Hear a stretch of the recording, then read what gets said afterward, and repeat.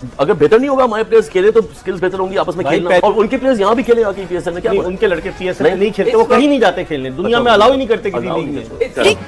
Different हो गई है इसलिए कि इंडिया की 1.5 अरब की तो मेरे ख्याल में आबादी है। बिल्कुल 1.5 अरब। हम पहले यही कहते थे कि सारे बैट्समैन वहां से आ रहे हैं, बॉलर्स यहाँ से आते हैं, यहाँ से बॉलर भी आते थे, बैट्समैन भी आते थे, ठीक है ना। ये तो वहाँ के बॉलर ने अब थोड़ा गोश्त वोश खाना शुरू कर दिए तो थोड़े तगड़े हो गए।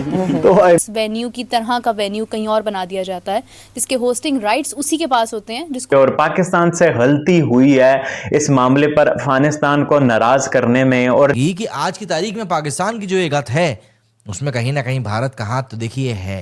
इंडिया तो था ही था, इंडिया ने तो आना ही नहीं था, इंडिया तो नहीं आ रहा था, बट अफगानिस्तान के हवाले से इस तरह की खबर डेवलप होना ये बहुत ज्यादा इंटरेस्टिंग है। और ये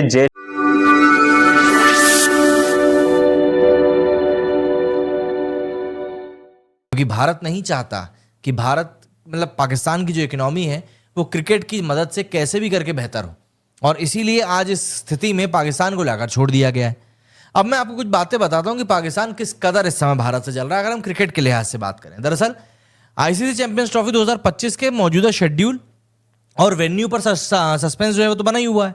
इस टूर्नामेंट की मेजबानी पाकिस्तान को मिली थी दरअसल, मगर भारतीय क्रिकेट टीम ने सिक्योरिटी रीजंस के कारण पड़ोसी देश में जाने से मना कर दिया।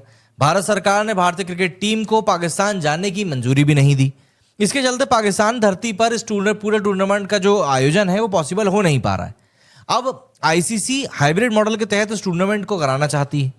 आईसीसी ने अपनी जो कार्यकारी बोर्ड की मीटिंग है उसमें मोहसिन नकवी से साफ साफ कह दिया कि पाकिस्तान क्रिकेट बोर्ड या तो हाइब्रिड मॉडल को अपनाए या टूर्नामेंट से बाहर होने के लिए तैयार रहे।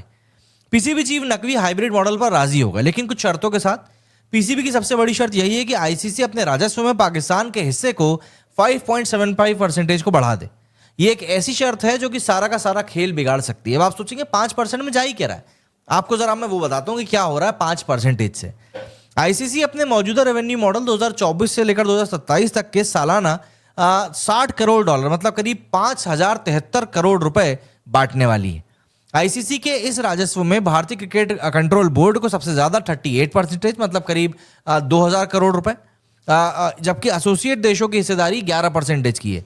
ईशा की कुर्सी संभालने के साथ ऐसी खबरों का आना और इससे पहले अफगानिस्तान का चुप रहना, इस सारे मामले में क्या हकीकत है, सारा आज की वीडियो में डिटेल से आप लोगों के साथ बात करेंगे। आपको पता है पाकिस्तान और अफगानिस्तान का बॉर्डर तो कुछ है नहीं, इधर के लोग उधर, उधर के लोग इधर, अफगानिस्तान में पाकिस्तानी, पाकिस्तान में अफगानिस्तानी, ये तो चलते हैं।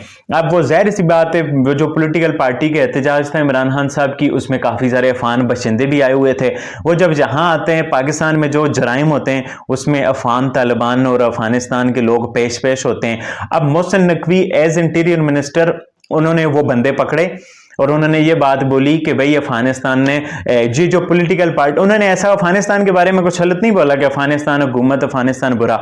उन्होंने ये बोला कि भाई ये जो एहतजाज हुआ है इसमें जो तरबियत याफ्ता दहशतगर्द थे इनके पास आईडी कार्ड नहीं थे और ये पश्तो बोल रहे थे और इनसे हमने पूछा है तो ये अफगानिस्तान के शरी थे। अब इस बात पे अफगानिस्तान भड़क गया, इस बात पे अफगानिस्तान गुस्सा हो गया। ये पीसीबी के एंड से, मोहसिन नकवी के एंड से गलती हुई है। इंडिया और अफगानिस्तान एक साइड पर हो गए जबकि पाकिस्तान बिल्कुल अकेला रह गया। ना पाकिस्तान के साथ कोई था, ना है, और ना ही जिस हरकतों से हमें लग रहा है ना होगा। हुआ कि अफगानिस्तान ने ये बड़ा मास्टर स्ट्रोक खेला भाई। उन्होंने पहले इस बारे में कोई बात नहीं की, हालांकि पहले भी हल्की फुल्की ऐसे बातें उठती रही थी अफगानिस्तान से। लोग कह रहे थे कि हम पाकिस्तान नहीं जाएंगे, ये नहीं करेंगे, वो नहीं करेंगे, लेकिन पाकिस्तान उनको धमकियां दे रहा था कि भाई तुम्हारी क्या औकात है, तुम तो बहुत छोटे से क्रिकेट बोर्ड हो, कम से कम हम तुमसे तो बड़े हैं। तो अफगानिस्तान ने बोला कि सब्र करो, देखो सब्र का फल बड़ा मीठा होता है, सब्र करो। और पाकिस्तान क्रिकेट बोर्ड ने सब्र किया, ठीक है, बड़ा अच्छे तरीके से सब्र शुक्र सब कुछ सही चल रहा था। अचानक से पता चलता है कि जी इंडिया जो है वो वोटिंग करवा रहा है, मतलब बीसीसीआई वोटिंग करवा रहा है आईसीसी के अंदर, और उसमें अफगानिस्तान दुनिया की पहली कंट्री बना जिसने इंडिया के लिए वोट किया, जिसको लेकर पाकिस्तान में हल्ला मच गया, बवाल मच गया कि भैंस की टांग, ये क्या, ये अफगानिस्तान वाले हमारे साथ थे, ये उनके साथ कैसे हो गए। तो अफगानिस्तान ने सिंपली बोला कि जो हमारा साथ दे रहा है, जो हमारी क्रिकेट को ऊपर लेके जा रहा है, जो हमारी क्रिकेट की तरक्की करवा रहा है, हम उसका साथ देंगे या फिर हम 2% के भिखारी कंट्री का साथ देंगे।